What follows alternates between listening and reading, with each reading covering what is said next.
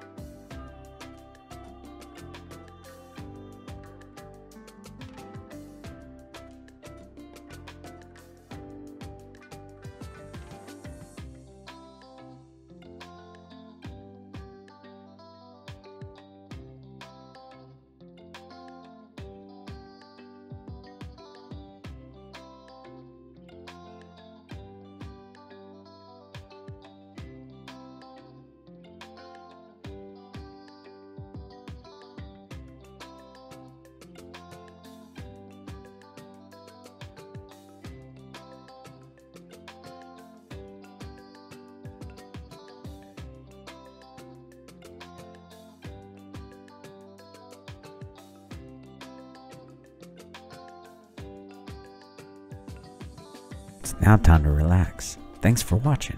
Your continued support in this new journey is truly appreciated. I look forward to bringing a new wood project each week. This is so much fun, and I hope to see what you create. Please share in the journey. Until next time.